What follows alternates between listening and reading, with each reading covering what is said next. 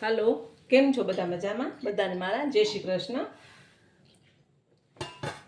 આજે આપણે રબડી લડ્ડુ લઈ આવ્યા છીએ. હવે રક્ષાબંધન નજીક આવી રહી છે તો આપણે કાંઈક સ્વીટની રેસીપી તો જોશે ને. તો આપણે આગળ ઘણી બધી સ્વીટની રેસીપી અપલોડ કરેલા છે વિડીયા. એમાં કાજુની ઘણી બધી વેરાયટી છે, મિલ્ક કેક છે, મેસૂક છે, હલવા છે, ઘણી બધી વેરાયટી છે. તમને જે જોવું હોય તમે જોઈ શકો છો. કેકની વેરાયટી છે, બ્રાઉની છે, ઘણી બધી છે રેસીપી. તો હવે આપણે આજે રસમલાઈ પેંડા લઈ આવ્યા છીએ. હવે એની સામગ્રી આપણે જોઈ લઈએ. પહેલાં તો આ કેસરવાળું દૂધ. તમને એમ થતું છે ને કે આટલું બધું કેસરવાળું કાંઈ કલર નાખ્યું છે? ના, મેં આમાં કલર નથી ઉમેર્યું, ખાલી કેસર છે. હવે આને મેં કેવી રીતે બનાવ્યું મેં પહેલાં વિડીયામાં વાત કરેલી છે, છતાંય ફરીથી કહી દઉં. મારી પાસે કેસર છે. આ કેસરને મેં થોડીક તવીમાંથી કે કોઈ નોનસ્ટિક પેનમાંથી જરાક ગરમ કરી લીધી કે શેકી લીધી, બહુ બળે એવી નહીં, સાધારણ ગરમ થાય એટલી. હવે એ ગરમ થઈ જાય અને ઠંડી થાય ને પછી એને ખાંડલી દસ્તામાં કૂટી નાખવાની છે. કૂટીને તરત જ દૂધ નાખી દેવાનું છે, તો આ કલર એકદમ પરફેક્ટ કેસરી કલર આવશે. હવે બીજી સામગ્રીની વાત કરીએ તો આપણે અંદરનું સ્ટફિંગ લઈ લઈએ. પહેલાં તેના માટે મેં મિલ્ક પાવડર લીધું છે, દળેલી ખાંડ છે, કાજુ બદામ છે, આ પિસ્તા છે. હવે ઇલાયચી આપણે ઉપરના પડમાં પણ જોશે ને આમાંય જોશે, એટલે આ ઇલાયચી છે, બરાબર. હવે આ કેસરવાળું દૂધ છે એ આપણે આમાં ઉમેરી દઈએ. હવે જો જરૂર પડશે ને તો આપણે દૂધની મલાઈ લેશું, અને જરૂર નહીં પડે તો આપણે આ કેસરવાળું જે દૂધ બનાવ્યું છે એનાથી જ આપણું મિશ્રણ તૈયાર થઈ જશે.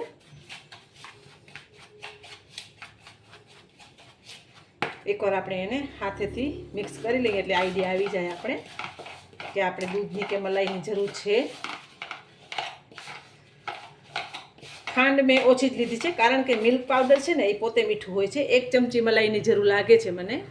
જેટલી જરૂર પડશે ને એટલી જ આપણે લેશું. જો વધારે થઈ જશે ને તો વધારે ચીકણું થઈ જશે, એટલે આપણે અત્યારે 1 ચમચી દૂધની મલાઈ લીધી છે, અને મલાઈ મેં એકદમ તાજી લીધી છે. આ સ્વીટ તમારા ઘરે ચોક્કસ બનાવજો, બધાને ભાવશે અને ભાઈઓને પણ મજા આવી જશે રક્ષાબંધનના. હજી મને 1 ચમચી જરૂર છે મલાઈની, તો હું 1 ચમચી લઈશ. હજી 1 ચમચી લેવાની, એમાં કાંઈ વાંધો ના આવે આપણે. પણ વધારે જો પડી જાય ને તો પછી પાછું આપણે બીજું મિશ્રણ ઉમેરવું પડે છે એમાં. તો તમે જોઈ શકો છો એકદમ કલર પણ સરસ આવી ગયું છે, યલો, અને આપણું મિશ્રણ લાડુ વરે એવું પણ થઈ ગયું છે. તો હવે આમાંથી આપણે પહેલાં નાના નાના લાડુ વાળી લઈએ. આવી રીતે બધા લાડુ વાળી લેશું. તમે જોઈ શકો છો એકદમ સરસ આ રબડીનું મિશ્રણ આપણું તૈયાર થઈ ગયું. જે આપણે કેસર રબડી ખાઈએ છીએ ને એ જ. પરફેક્ટ રેસીપી છે, મસ્ત છે, અને માર્કેટમાં જે મોંઘી મોંઘી મીઠાઈઓ મળે છે એ જ મીઠાઈઓ આપણે ઘરે ઇઝીલી બનાવી શકીએ છીએ. તો એ જ રેસીપી હું તમને આજે બતાવું છું.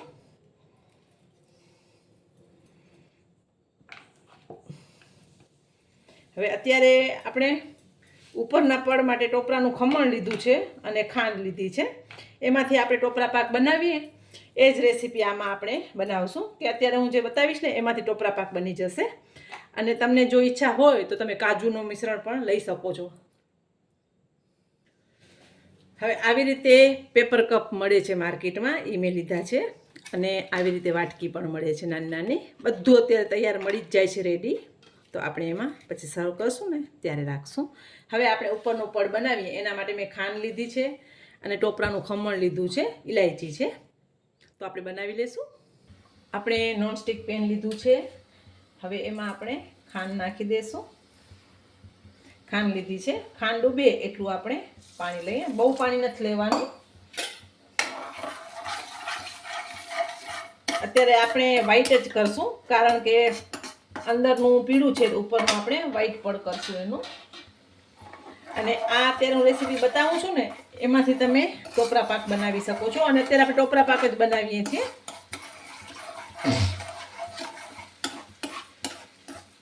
તો ખાંડ ઓગળે ત્યાં સુધી આપણે એને ગરમ કરી લઈએ. આમાં આપણે કોઈ પણ ખાંડની ચાસણી નથી કરવાની, પણ ખાંડ ગળી જાય એટલું આપણે ધ્યાન રાખવાનું છે. તમે જોઈ શકો છો જે આપણે ખાંડનો દાણો પડ્યો જ છે, ચાસણીની જરૂર નથી.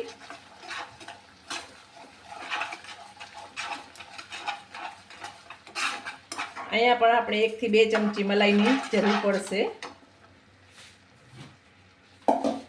અને મલાઈ હંમેશા તાજી જ ઉપયોગ કરવાની, 1 જ દિવસ કે 2 દિવસની. વધારે જાજો ટાઈમ જો મલાઈ રહી ગઈ હશે તો એ મલાઈમાં સ્મેલ આવે છે, તો મજા નથી આવતી. મને જરાક પાણીની જરૂર લાગે છે, કારણ કે ખાંડનો દાણો હજી થોડુંક પડ્યું છે મારું. એ ખાસ ધ્યાન રાખજો કે ખાંડ ઓગળી જાય.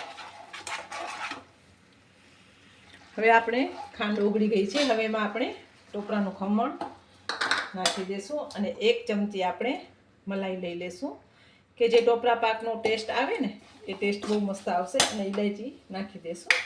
હવે તમે આમાં કલર નાખવું હોય તો કલર નાખી શકો છો, તો ટોપરા પાક થઈ જશે. અને એને સેટ કરી અને પછી એને ચાંદીનો વરખ લગાવી અને સેટ કરી શકો છો.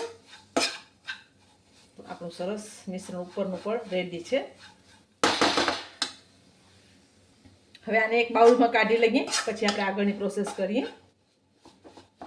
ઘણા લોકો ટોપરો શેકી નાખે છે, પણ હું ટોપરો શેકતી નથી, એમ જ રાખું છું. થોડુંક ઠંડુ થાય પછી આપણે એના લાડુ બનાવીએ.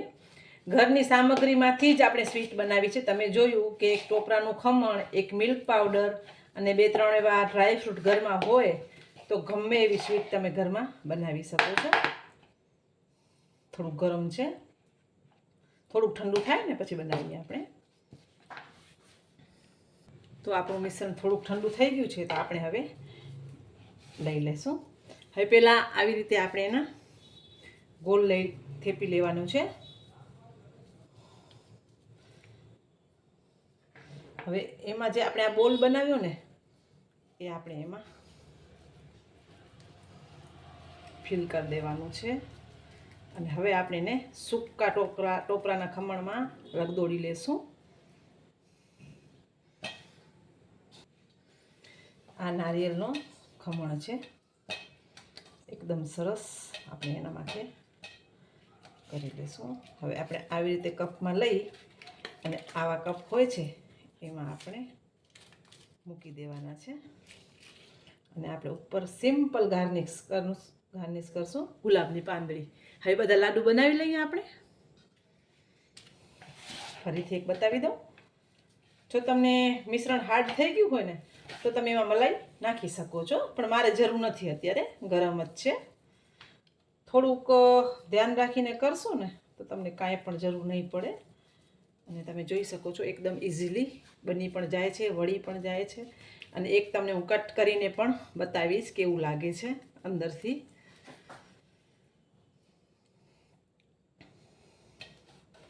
ટોપરાનું ખમણ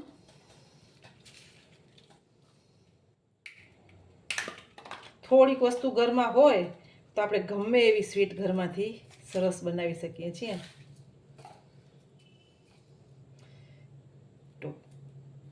ગુલાબની પાંદડી બધા લાડુ બનાવી લઈએ. તો તૈયાર છે એકદમ સરસ એવા લાડુ.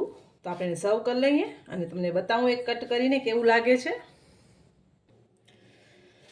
તો તૈયાર છે આપણા એકદમ સરસ એવા રક્ષાબંધન માટે લાડુ. અને આ એવું નથી કે રક્ષાબંધનના જ બને, ગમે ત્યારે તમને ઈચ્છા થાય ત્યારે તમે આ લાડુ બનાવી શકો છો. અને એક તમને હું કટ કરીને બતાવું કે અંદરથી કેવું લાગે છે.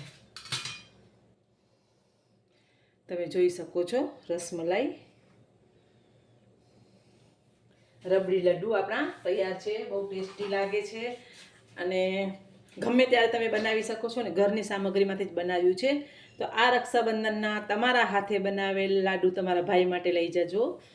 ચોક્કસ આ રેસીપી બનાવજો. ઇઝી છે, સરળ છે અને ઘરની સામગ્રીમાંથી જ બનાવી છે. બધાને મારા જય માતાજી.